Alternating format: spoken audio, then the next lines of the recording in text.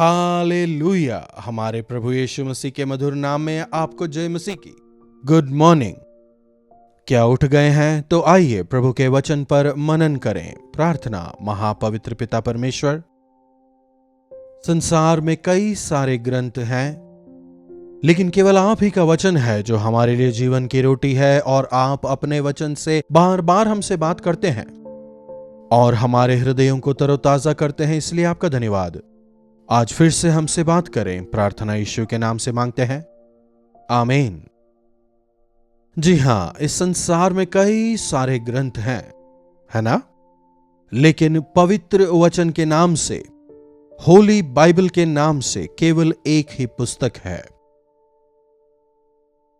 विभिन्न धर्म ग्रंथ हमें कई सारी चीजों को समझने में मदद करते हैं, लेकिन पवित्र बाइबल हमारे जीवन के विधान को बदलने में सहायक होता है। विभिन्न धर्म ग्रंथों को पढ़ने पर हमें उनमें से ज्ञान मिलता है, लेकिन जब हम बाइबल को पढ़ते हैं, मनुष्य के लिए क्या आवश्यक है, इसके विषय में हम समझ पाते हैं।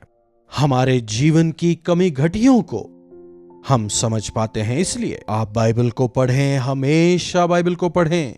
बार बार मैं आपसे आह्वान करता हूं। माँ बाप जो हैं वह बच्चों से हमेशा कहते रहते हैं, अरे पढ़ाई कर लो, अच्छे से पढ़ लो, तुम्हारा भविष्य बन जाएगा, पढ़ लो पढ़ लो पढ़ लो। हमेशा माँ बाप पढ़ाई करने के लिए बच्चों के पीछे लगे रहते हैं। बच्चे भी सुन सुनकर बोर हो जाते हैं। बच्चों की बात तो छोड़ दीजिए, वो अलग है। आज ऐसे कई माँ बाप हैं जिनके बच्चे स्कूल कॉलेजेस में पढ़ रहे हैं, लेकिन वो आकर कहते हैं, पादरी साहब हमारे लिए प्रार्थना करें। अरे आपके लिए प्रार्थना? शायद आप बच्चों के लिए प्रार्थना की बात कर रहे हैं। नहीं नहीं पादरी साहब, मेरे लिए ही प्रार्थना, क्योंकि मैं हायर स्टडीज कर रही हूं ताकि मुझे कुछ अच्छे और बेटर अपॉर्चुनिटीज मिल सकें, और अच्छा थोड़ा पैकेज मिल सके। और ज्यादा पढ़कर मनुष्य क्या हासिल कर रहा है, यदि हम सोचकर देखें, कितनी ही पढ़ाई क्यों ना कर लें, ढंग की नौकरी नहीं मिलती है। आपकी पढ़ाई का कोई महत्व ही नहीं रह जाता, ऐसी स्थिति है। बीते कुछ समय में कई सारे मीटिंग्स का आयोजन हमने गांव कस्बों में किया था। वहां के अधिकतर नौजवानों के प्रार्थना विषय क्या थे जानते हैं? हमारी नौकरी के लिए प्रार्थना करें। बीटेक किया है, एमटेक किया है, एमसीए किया है, लेकिन फिर भी नौकरी नहीं है। हमारी नौकरी के लिए प्रार्थना करें। एमटेक पढ़ करके मैं यहां खेती बाड़ी करता हूं। दूसरा एक नौजवान आके कहता है, मैंने बीटेक किया है, मुझे कोई नौकरी नहीं मिली, इसीलिए मैं ऑटो चला रहा हूं। शिक्षा चाहिए, लेकिन शिक्षा को ईश्वर मत बनाइए।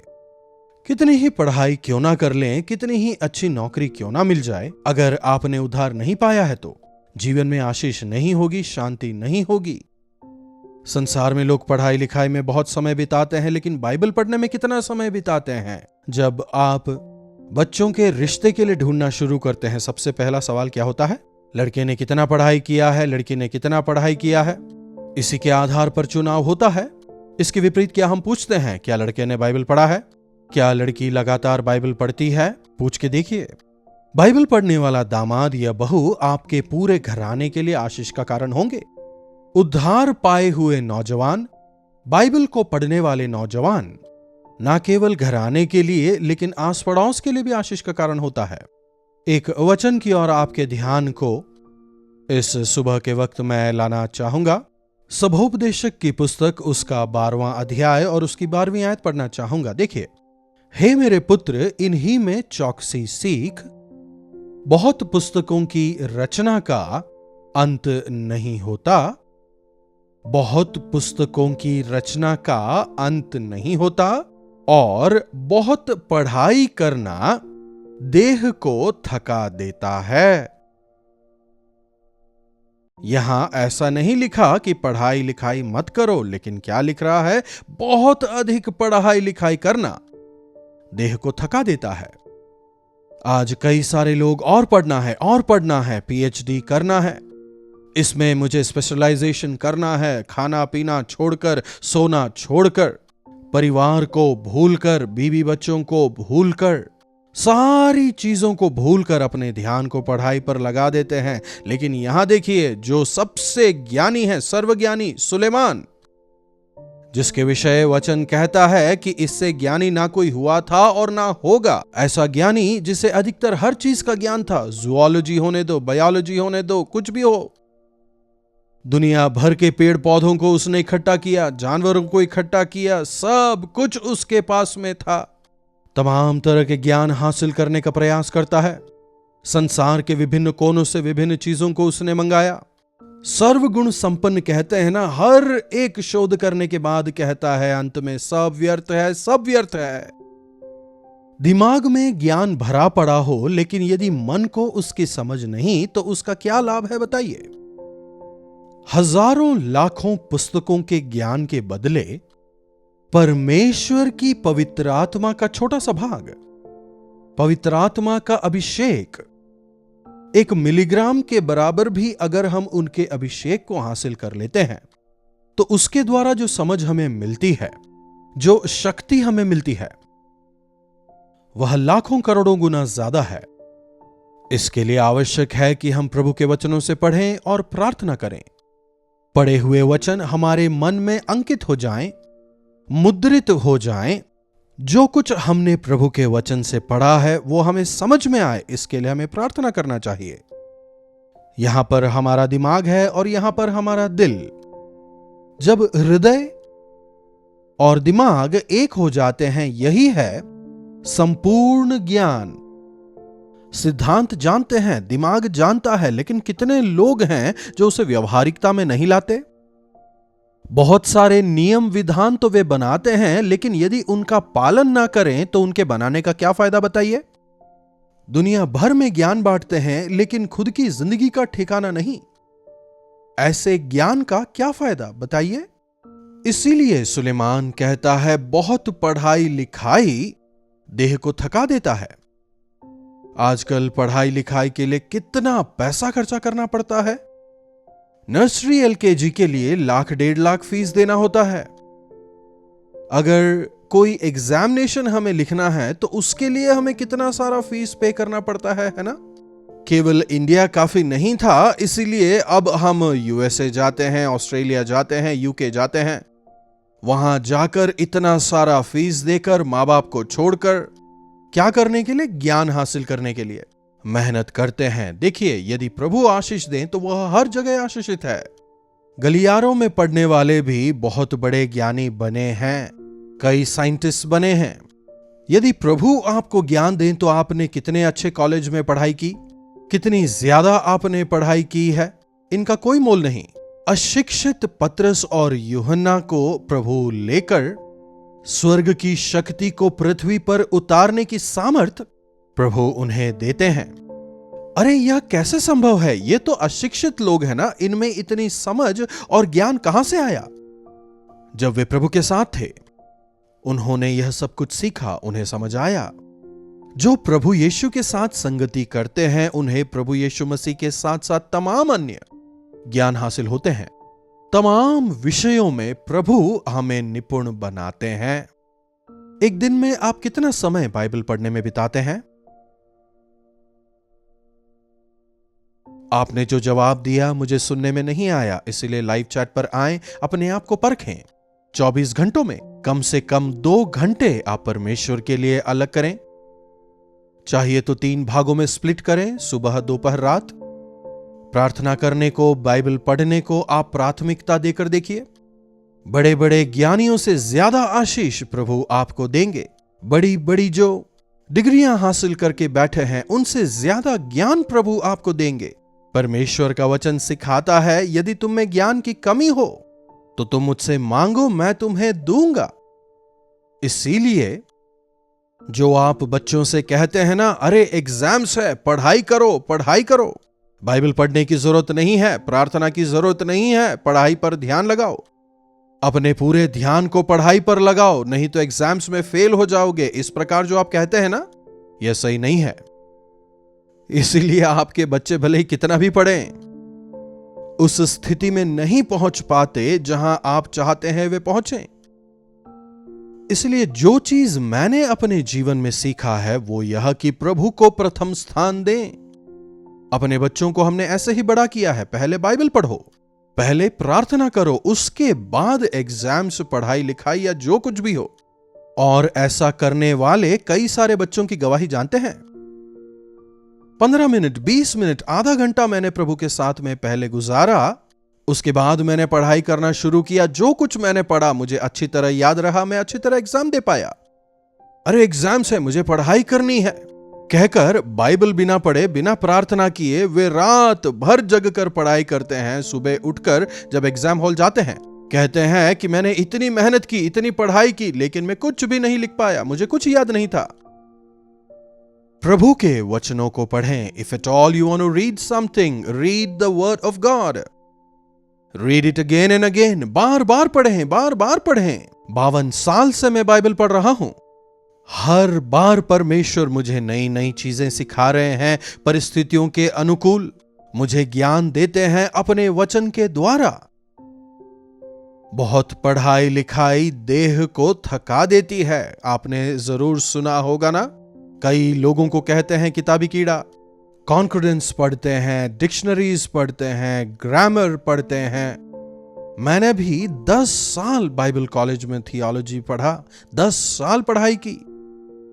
थियोलॉजी का मतलब स्टडी ऑफ थियोस, अर्थात स्टडी ऑफ गॉड। विभिन्न धर्म ग्रंथों के विषय में हम पढ़ते हैं। और यदि हम सत्यता को नहीं पहचान पाए तो लगेगा मानो कि सब कुछ एक समान ही है। मैंने अपने जीवन में बाइबल कॉलेज में रहते हुए बाइबल के विषय में मैंने जरूर सीखा। I learned about the Bible being in Bible college. परमेश्वर के विषय में मैंने बाइबल कॉलेज में सीखा, लेकिन इससे ज्यादा मेरे लिए जो आवश्यक था वो था अ पर्सनल एनकाउंटर। और जब परमेश्वर के साथ मेरा वो पर्सनल एनकाउंटर हुआ, उसने मेरे हृदय को बदला। जो कुछ मैंने सीखा था, जो कुछ मैंने पढ़ा था, उसे मैं अपने मन में कब अप्लाई कर पाया? जब परमेश्वर के साथ में मेरा पर्सनल एनकाउंटर हुआ, व्यक्तिगत सामना। जब मैंने घुटनों पर प्रार्थना में उनके साथ में समय बिताया, जो कुछ मैंने वहां सीखा उसने मेरे जीवन को बदला। Nothing wrong in going to a theological college and study, but don't only depend on that theory. हमें सिद्धांतों की आवश्यकता नहीं, लेकिन जीवन में उसे कैसे अप्लाई करना है यह जानना है। हर रोज बाइबल पढ़ें और जो पढ़ते हैं उसे स्वीकारें। फिलिपुस उस कमांडर से पूछता है, जो तू पढ़ रहा है क्या तुझे समझ आता है? उसका जवाब क्या था? हां, मैं पढ़ तो रहा हूं, लेकिन मेरी कुछ समझ में नहीं आ रहा। जब तक कोई नहीं समझाएगा कैसे समझ आएगा? फिलिपुस उसे यीशु के विषय बताता है। कई बार बाइबल की बातें हमें समझ में नहीं आती, यहां तक कि जीवन में क्या कुछ घट रहा है वो भी समझ में नहीं आता। लेकिन यदि आप मांगें, प्रार्थना करें, क्योंकि स्वयं पवित्र आत्मा इसके प्रेरक हैं, इसलिए वे आपको सिखाएंगे। परमेश्वर के सेवक जब प्रभु के वचन से आपको सिखाते हैं, उन्होंने पवित्र आत्मा से उस वचन को पाया है, इसलिए उन वचनों को गौर से सुने। पवित्र आत्मा उन्हें आपको समझने में मदद करेंगे। मेरा बाइबल पढ़ना मेरे लिए काफी है, ऐसा ना कहें। प्रभु के वचनों को सुने, उस पर मनन करें, क्योंकि वचन कहता है ना, विश्वास सुनने से आता है, और यह काफी आवश्यक है। फिर आगे देखिए सुलेमान क्या कह रहा है। सब कुछ सुना गया, अंत की बात यह है कि परमेश्वर का भय मान और उनकी आज्ञाओं का पालन कर, क्योंकि मनुष्य का संपूर्ण कर्तव्य यही है। कितनी ही पढ़ाई लिखाई क्यों ना कर लें, अंत में सार यही है कि परमेश्वर हैं, हमें उनकी आज्ञा के अनुसार जीना है, उनकी विधियों का हमें पालन करना है। मनुष्य का संपूर्ण कर्तव्य यही है। समझ रहे हैं वो क्या कह रहा है? भले ही हम कितनी ही पढ़ाई कर लें, कुछ भी पढ़ लें, मेरी सृष्टि करने वाले एक सृष्टिकर्ता हैं। जब तक आप इस बात को ना समझ पाएं, मैं एक पापी हूं, मैं एक दोषी हूं, परमेश्वर की महिमा से मैं रहित हूं, जब तक आप यह ना समझें, यीशु मसीह मेरे लिए इस संसार में आए और मेरी जगह उन्होंने मेरे पापों को अपने ऊपर लेकर अपने आप को क्रूस पर बलिदान किया। जब तक आप इन बातों को नहीं समझते, आप चाहे कितनी ही पढ़ाई क्यों ना कर लें, बाइबल भी पूरा पढ़ लें, पर यदि मन में नहीं स्वीकारा, यीशु मसीह की महिमा को यदि आपने नहीं स्वीकारा, तो सब कुछ व्यर्थ है। परमेश्वर का भय मानकर जिएं, उनकी आज्ञाओं का पालन करें और अपने कर्तव्य को पूरा करने का प्रयास करें। प्रार्थना। महापवित्र पिता परमेश्वर, आपके वचनों के लिए धन्यवाद। प्रभु, आपके वचनों द्वारा हमारे मन की आंखों को खोलें प्रभु, ताकि हम आपके वचनों को समझने पाएं, आपकी योजनाओं को, इच्छाओं को जानने पाएं। हां प्रभु, सांसारिक ज्ञान, पढ़ाई लिखाई आवश्यक है, लेकिन उससे कहीं आवश्यक है कि हम आपके वचनों को पढ़ें, प्रार्थना करें और आपके साथ व्यक्तिगत संबंध में आगे बढ़ें, ताकि आप हमारे उस सांसारिक ज्ञान को आशीषित करें और वो हमारे लिए व्यवहारिक हो। पिता परमेश्वर, हमारी सहायता करें कि आपका भय मानते हुए और आपकी आज्ञाओं का पालन करते हुए हम हमारे जीवनों को बिताने पाएं। प्रार्थना यीशु के नाम से मांगते हैं, आमीन।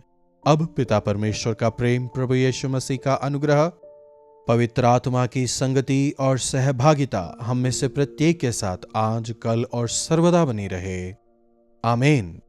प्रभु की महिमा हो। अपने प्रार्थना विषयों को आप 9884907779 पर व्हाट्सएप या वॉइस मैसेज द्वारा भेज सकते हैं। हम अवश्य आपसे सुनना चाहेंगे और आपके छुटकारे के लिए आपके साथ मिलकर प्रार्थना करना चाहेंगे। प्रभु जरूर चमत्कार करेंगे। प्रभु परमेश्वर की आशीष हम सबों पर बनी रहे।